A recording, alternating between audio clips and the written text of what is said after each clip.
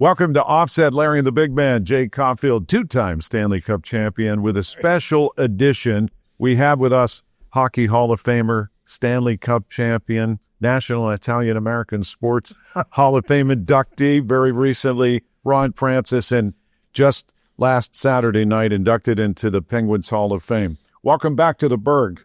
Great to be back. Always fun to come back to Pittsburgh. A lot of fun memories here. Well, you know, Ronnie, we said you've got the Hall of Fame, and what a night that was for everybody. But there's so many things. I mean, if you go back, this is our little follow-up. We're lucky to have Ronnie for an extended period of time here today. And part of it, Ronnie, I'm going to go talk about some of the awards though you won before we get into anything else and other stories. And before you get into that, just let me thank One Team Media that puts these shows together. We got Ryan Jorgen, Mark Connington, and Logan Douglas who produce it. Brian Hess is the mastermind in our strategic partnership with my employer, Odyssey Pittsburgh, and Michael Spacciapoli. Yeah, we also have the Rourke Automotive Group, and we're very happy and pleased that Dave Rourke's been a sponsor alongside Henderson Brothers and everything that means to us. Tommy Gross with Henderson Brothers, Dave Rourke, thank you very much. And we're lucky enough to have, again, Ronnie Francis here with us and join us. And I've said, when we're looking at four-time All-Star, Stanley Cup, two-time Stanley Cup, Selke winner. I believe that's the first Penguin to ever win a Selke trophy. Is that true? I think that's might be a fact. If we have to have our buddy Dave look it up. Scooping me there. I don't know that. I think that could be. There's something true. You got the Lady Bing 3 times, King Clancy Memorial. But if you took, and you're not an individual guy, but if you did take one of those and take the Stanley Cup out, that's team. What one individual maybe meant the most?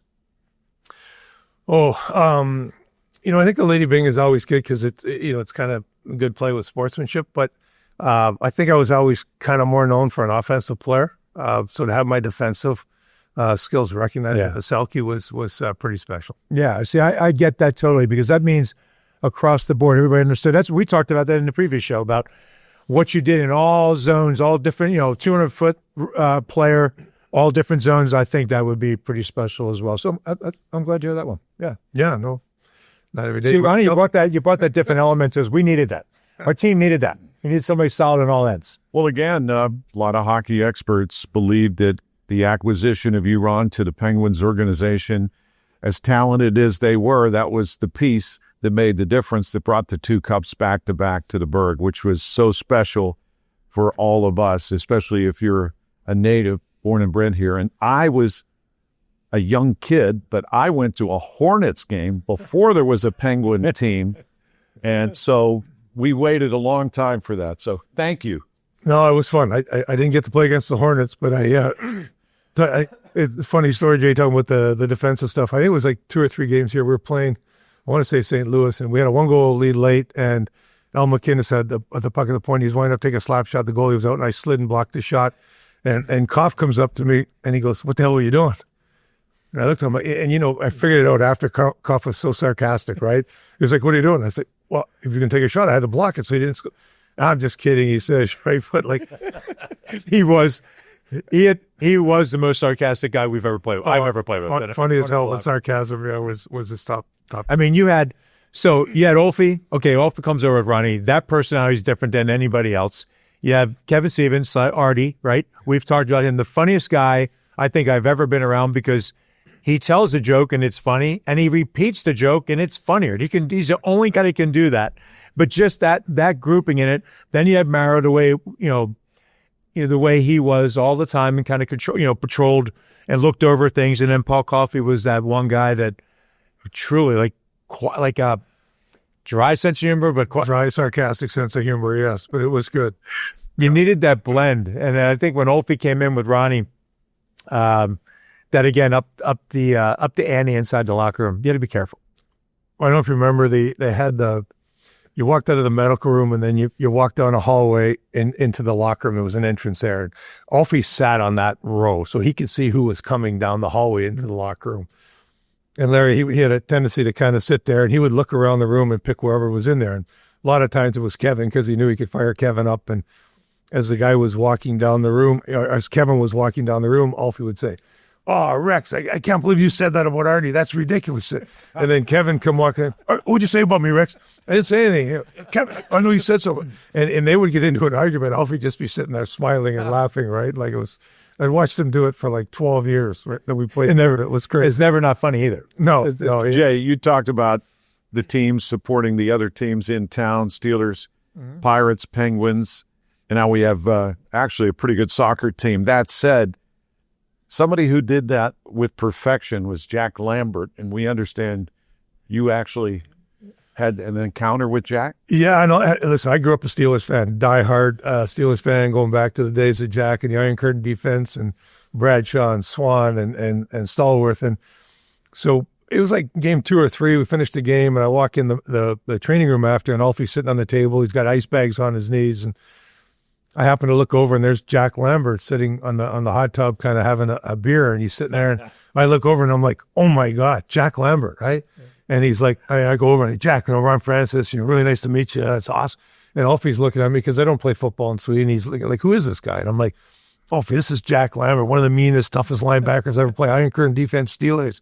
And in typical Alfie fashion, he looks over at Jack and he goes, you don't look that tough. And Jack looks back at Alfie, looks at me and takes a sip of his beer, and he goes, try me. And I'm going, don't do it, Alf, don't do it, right? And the two of them laughed, and it's ironic because shortly after that, they started calling Alfie the Jack Lambert of the Penguins, right? And but they were two peas in a pod, but a great story and exciting for me to meet a guy like Jack. So, when you come to a new town and you go to a new team and you're staying at the hotel, which we did. I was with Alicia. We stayed at was the Hyatt, which was across from the arena. It's now a Marriott, and right by the church and all that goes with that. And when you come in, though, you're looking for places to eat. Like, where am I going to eat? Where's my pregame meal? Where's it going to be? And we initially started going to Bloomfield with the Italian restaurants there and all that. But sometimes you get stuck. And Ronnie, you come to town, you're Mary Lou, and maybe a little shopping because you're a good guy. And what did you do for your first pregame meals as you got into town? Well, this wasn't a pregame; it was in between days. But it was, as you mentioned, we're staying in the hotel right across from the Igloo at the time, and Alfie and I were sharing like a huge Cadillac, and Mary Lou and I had our first child, Caitlin, February 5th. The trade was March 4th, so it was like 4 weeks later I got traded. They came to town about a week or so later. So Kate's 5 weeks old. Mary Lou coming off C-section. We're trying to get out of the place and just get around. So we were driving out around Ross Park Mall and stuff like that. And I happened to look at my watch and I'm like, oh my God, it's 1:30. I got to eat. And we're looking around. There's no place. So we pull into a McDonald's and I order a Big Mac, fries, and a Diet Coke. And we played the next night and they scored 2. So not that I'm overly superstitious, but I think I had 20 Macs because we went on a run there to win the Stanley Cup, and I probably ate 20 Big Macs on that first Cup run. But, I always said it's between your ears so much. But which flies in the face, I'm sure, with all the new, technology and nutrition focus for the players this day and age. Yeah, I would not fit in today's day and age. As Jay would tell you, my motto was kind of everything in moderation. My pregame meal I always followed with a bowl of ice cream. My pregame snack going in was either tea and toast or a cup of coffee and a chocolate chip cookie or 2 or 3. I was not in that the mold that they are today where, I got to have gluten-free or I got to have this or I can't have that. It worked for me, but, I think everything's different. 1,700 points worth. Yes, it does. I would think that would whatever it takes. Yeah. Well, you have to say still, I think every player, there's something about pregame meals that are, all your fun's there. You get your practice, your morning skate, then you have a pregame meal. I bet most people kind of miss that part of what's going on.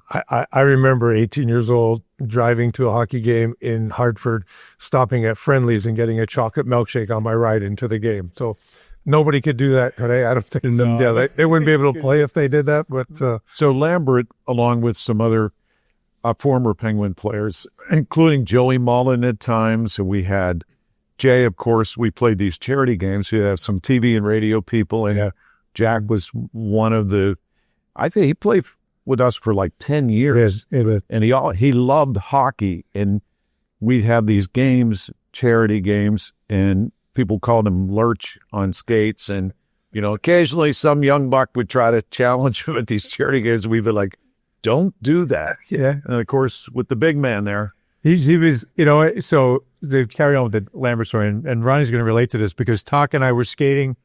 It might have been a break, there was a break. I'm not sure. We had a break, and we went to skate up at Harmerville. Because Talk and I just had to skate in before we came back. It must have been an all-star break, and then we had a couple of days, so we skated at Harmerville. And Lambert was with us the night before. He goes, I want to come out and skate with you guys. In his way. He didn't say it that way. Yeah. He had his own way of saying things. So he comes out and he's talking or doing drills, and like Ronnie knows, Ronnie gave me so many drills over the year. Work on this, work on that. So talking or doing drills, and then at the end we're gonna work on like little fighting stuff because Talk always was great with that. And so we're battling there and that. And Lambert's there and goes, well, he called us names. He called us some names and gets involved. And he goes, well, and next thing you know, he grabs both of us and does like a drop. He drops to his knees, but pulls both of us down. There's this, three of us are like rolling on the ice. There's still a picture at Hofstadt's that was taken that day. That's in the back, in the bar area of Hofstadt's that was there. But Lambert, he was relentless, and he was like, we were like just wrestling. Lambert took it to a whole different level. That's not a surprise. And we're going to try and have him on here to talk about that, and we'll have Talk on too. But I think, Ronnie, those things, our little team, Larry, which you can go on a little bit more, but Lambert truly was, I'll give you one more that you'll really appreciate. So the Meadows had this celebrity race event, and it was Craig Patrick, Rocky Blyer, Jack Lambert, Fergie was there, and a couple of other guys who were all in a limo, and on the way back, there's bumper-to-bumper traffic to get through the tunnel back to the city. And Lambert's torturing Craig about the current situation with the Penguins at the time. And he has to go to the bathroom. So he tells the driver, just stop. We're stopped in traffic. He gets out, and he's going on the side, and there's bumper-to-bumper traffic like everyone can see. And all of a sudden, you see all these people going, that's Jack Lambert. Oh, my God, Jack Lambert. And Jack goes like this. Craig Patrick is in here, and Craig's face turns beet red, and he goes, I'm trying to straighten out this team. That's Lambert we knew. Yeah, well, we got to taste it because when he would be in the locker room, it was quite special. We all felt that way about it. A similar story about having to go to the bathroom was, I think it was our second cup run. We're sitting at the golf course after, and I'm talking with Mario, and we get talking about conditioning and stuff, and all of a sudden I got excited. I thought he was going to give me a little nugget about how he trains, and I said, Mario, he said, well, yeah, he said, starting on August 1st, I don't order any French fries with my club sandwich. And I'm like, yeah, that's still the greatest line. That's not going to work with me, big guy. It's not going to work. But so we call Yogs because he wasn't at the golf course and he had the trophy. He was having a party at his house. So I said, Yogs, we're coming to get the trophy. So go pick it up. And I can't remember all the guys with limo. Elfie was there and Yogs and stuff. And we're driving. And all the guys like, we got to go to the bathroom. And they're like, limo driver, pull over to the next gas station. I said, to hell with that. I said, the next house that has a Go Pen sign in it, we're using their bathroom. Pull over there. So the limo pulls over. I get out of the limo. I go up to the door. I knock on the door. The lady answers. I said, ma'am, you're not going to believe this, but we're the Pittsburgh Penguins. I've got some of my teammates in the car. I've got the Stanley Cup there. We have to use your bathroom. If you let us use our bathroom, we'll take the trophy and you can take pictures, whatever you want. She's like, this is awesome. Come on in. My husband just got out of the hospital. So here we go. We go piling out of the limo into this house.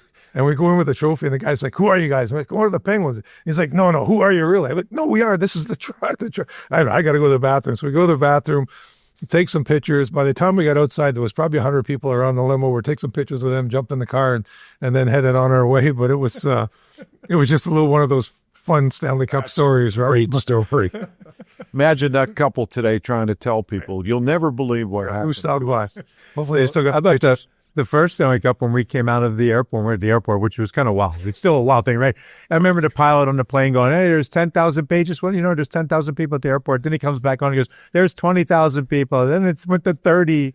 Then it went to first the pilot telling us in the back as we're flying back from Minnesota. And then it's like a bigger number and 40,000, whatever it is. But when we pulled up to the gate and they opened the plane door, you could hear the roar of the people like through the plane, like that were in when we're going to walk, because we used to, this was through the normal airport now. This is Pittsburgh International, not like a charter. We pull up, and we go through the airport. And when we started, Ronnie, right, we had like 10 feet of space to walk through, and we all had our hats on, whatever it was. As we're going further and further, it's squeezing now. Now it went from 10 feet to 5, and now we're down, and everybody's, having a great time. And we get finally they load us into these buses, and the bus we were on, the guy made a wrong turn and went into long-term parking instead. We couldn't get out of long-term parking for, I don't know how long. We ended up going to Tom's. Remember the bus? We were just trying to get to Sewickley to go to Tom Barrasso's house or somebody over in Sewickley area to kind of keep our first cup going. But we got stuck because, by the way, the fans were unbelievable. I mean, it was amazing. It was incredible coming off the plane. And I think all the security went with Mario and Natalie, and that's why everything shrunk after. and I was, Alfie was there, and Jeanette, who was 7 months pregnant at the time, was following Alfie, and then myself and Mary Lou, and I'm like, just hang on to me. So we're going through, and Alfie is like just loving it. He is high-fiving everybody, and Jeanette is getting more and more claustrophobic and now she's getting ready to start swinging at people, and I'm grabbing her by the arms, and I'm like, Jeanette, it's fine. We're just fine. We're walking her through the thing. We get on the bus, like you say, we make the wrong turn. We end up at Tommy's house, and I got a picture. I think it's 4:30 in the morning. The cup is laying on his lawn, and I'm sitting on the cup laying on his lawn. But the part, I don't know if you heard this story, Jay. So it's like 6:30 in the morning. Like, we got to get out of here. So Mary Lou and I, Alf and Jeanette, Grant Jennings and his girlfriend Sue at the time, get in the bus to go back. And I'm with you. We come back. What you gonna say? I'm with you on this. We cross the bridge in Sewickley. We make the right turn to head to the airport. Chook, chook, chook. The bus runs out of gas. So now we have no gas. We're sitting on the side of the highway, and I'm out in the highway, and I flag down this guy, and I said, he stops, and we're looking at his window. He's got the papers on his front seat. I said, buddy, you're not going to believe this, but see those guys in the front page of the paper? That's us. Our bus ran out of gas. Can you give us a ride to the airport? And he's like, sure, no problem. So the girls jump in the front of the pickup truck, and the three of us are in the back. We get to the airport, we get out, and all three of them, he must have golden retrievers, because the three of us are buried in head to toe in dog hair and everything else. So I remembered about the bus. I remembered about the bus because there used to be a gas station right before the Sewickley Bridge going over. Yeah, then we go, you sure you don't need that? Oh, no, we're fine. The bus is fine. As Ronnie said, we chug over the end of the bridge, and we're stuck. It's morning. So, yeah, I kind of remember we were in that bus. Fun story, yeah. To me, it was pretty awesome, as we all felt. It was an awesome experience to be any part of it, and what was like, and what the city was like. It was pretty phenomenal for all of us to do. Is there a favorite? When I say Pittsburgh, Ron, even now, what do you think?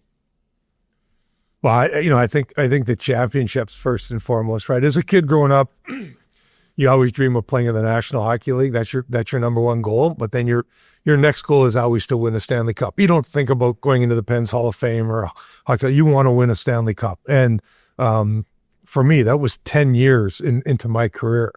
I had only made the playoffs, I think, 3 or 4 years in Hartford. Never really advanced beyond the first round. So to get here and 3 months later be hoisting the Stanley Cup. And I remember as the clock is ticking down, Coffey is standing next to me on the bench, and I'm like a kid at Christmas morning, and he's looking at me. He's like, yeah, as good as this gets, it's only going to get better every day. They can't take it away from you, right? And that's been true. Like, I think it was Fred Shearer that said, when you win the cup, you walk together forever. And nothing has been more true than those kind of two statements. Every day you look back on it, the stories get better than they probably really were. But to be part of a locker room, part of a group of guys that, pulled together, put winning first over everything else. It wasn't about I'm getting a goal or I'm getting an assist or I'm not getting ice time or I'm not getting on the power play. It was like, I'm going to do whatever it takes to help this team win and be successful. And when you have that, you can accomplish incredible things. And that's probably the most special part. And then how, like I said, I never really knew much about Pittsburgh till I got here, but the fans and how loud that building was in the playoffs. I remember trying to have a conversation with my wingers, and I'm literally screaming, and you can't hear it because the igloo is just rocking. Yeah. It was such a great time, and the celebration at the point with the thousands and thousands of people that were there. And, remember we had some damage to the cup. We couldn't hold it over our heads. We had to hold it this way. And it was like, it was a lot of fun stuff going on. When you first, I can almost feel that what you're talking about too. It's a great way to explain it. When you first came here, and did you have a moment where you sat there, maybe looking around the locker room and looking where you're at, like right now, and thinking, are these fortunes going to change? Or like, did you ever have a moment where you thought, now we have a chance of something? Did you ever have that feeling? Yeah, I know.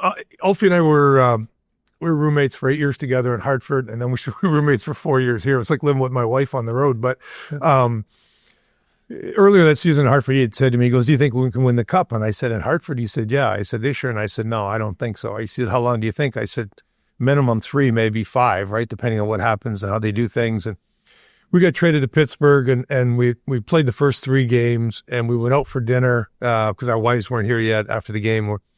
I said, "You remember that question you asked me in Hartford?" And he looked at me and I said, "Can we win the Cup?" And he said, "Yeah." And I said, "This team can win the Cup."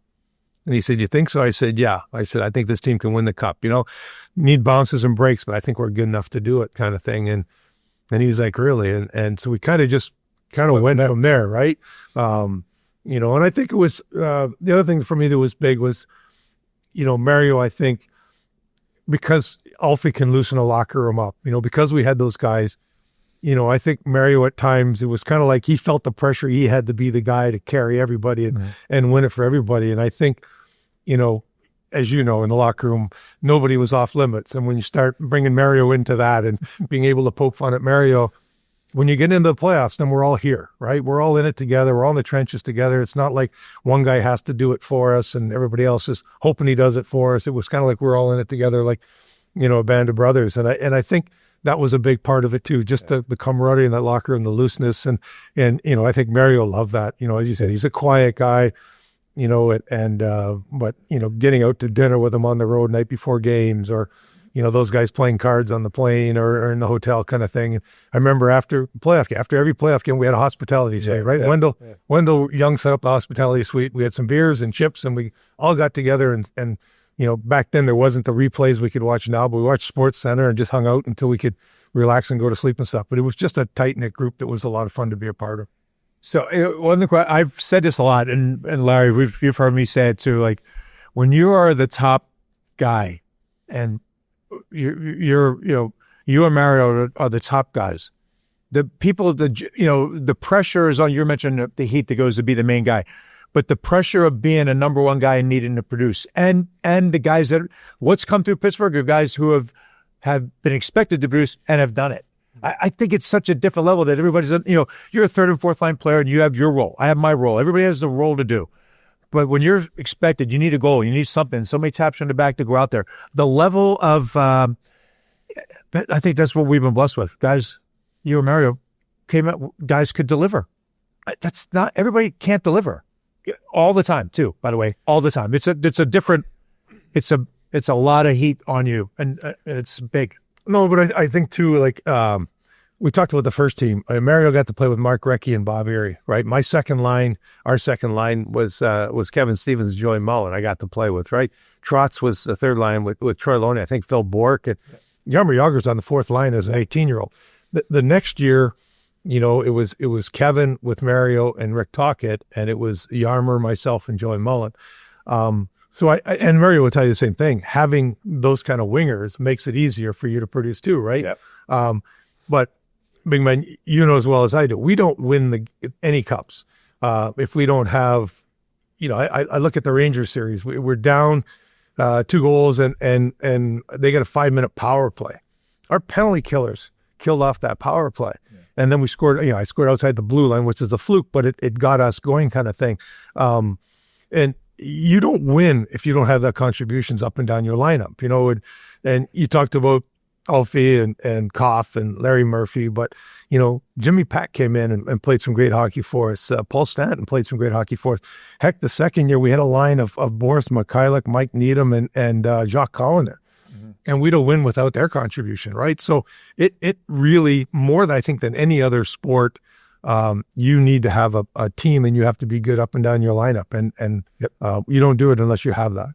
Yep. Okay. How are you enjoying being an executive, trying to achieve that now in that position? How do you relate all of those experiences to the young players, and what do you see in them? Because your vision is unique. Yeah, I know it, and it's I think I see the game a certain way. So part of his understanding, not everybody sees it the way I see it, but I couldn't skate. Some guys are faster than, a lot of guys are faster than I could skate and stuff like so. You try and work with each guy and what they have. Certainly areas like face-offs, you can still talk to guys about and stuff like that. It was interesting wearing all the hats in Carolina and then being the GM and then being the GM in Seattle. And now as the president of hockey ops, it's a little bit different. I'm not, I wouldn't say there in the locker room every single day, but I'm around, and Jason Botterill and I, talk 1, 2, 3, 4 times a day on what we think, what we're seeing, what we're doing. So it's been exciting to be part of it. It is certainly challenging, just like a player. Heck, we can look at the save that Frank Pietrangelo made. Yeah. We don't probably win a cup unless that moment happens. So many little things need to go right. And I think now more than ever, the parity in the league is incredible. So you have a tough stretch of 2 weeks, it can cost you a playoff spot. You have a good run of 2 weeks, it might get you in. So every game is important, especially this year with the condensed schedule. It's crazy, but that's what makes it exciting.